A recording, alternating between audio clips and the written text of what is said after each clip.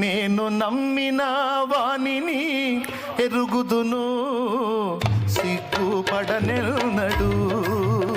నేను నమ్మిన వానిని ఎరుగుదును, సిగ్గుపడనెన్నడు, సిగ్గుపడనెన్నడు.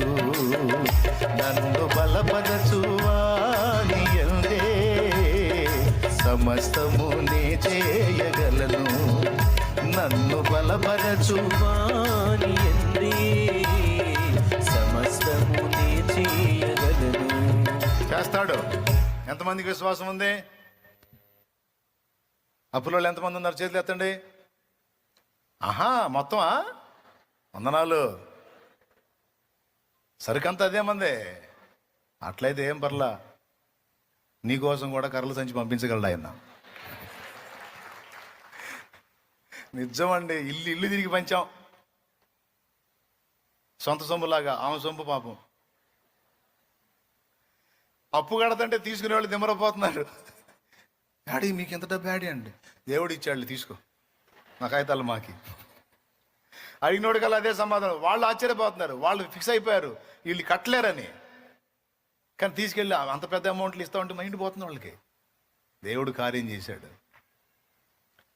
ఒకటే సమాధానం, ఎక్కడే మీకంటే దేవుడు ఇచ్చాడు, తీసుకో. ఎక్కడైతే నీకంటే డబ్బులు తీసుకొని మా కాగితాలు మాకి తీసుకొచ్చి, మరి అంత నమ్మి ఇచ్చింది కదా తల్లి పాపం.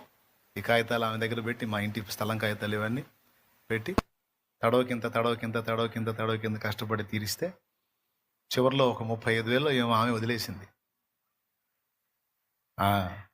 35,000 అంటే దాదాపు 45,000 ఏమో వదిలేసింది. అవసరం లేదు కట్టొద్దని. చూడు ఎట్ట మాట్లాడాడో. ఆయన ఉన్నాడాయా? కాకపోతే మనకు ఓపిక లేదు. అనేవాడిని అన్ని, తిట్టేవాడిని తిట్టని, ఒక మాట పడు, రేపు సాక్ష్యం ఏం చెబుతా? ఎవడు ఏమనకుండా, ఏ నొప్పి తగలకుండా, అసలు ఏ ఇబ్బంది లేకుండా అంతా ప్రశాంతంగా సాగిపోతే, మరి దేవుడు ఇలాంటి స్థితిలో నాకు ఇలాంటి కార్యాలు చేశాడని సాక్ష్యం ఏం చెబుతావు? నీ తలకాయ సాక్ష్యం చెప్పాలిగా.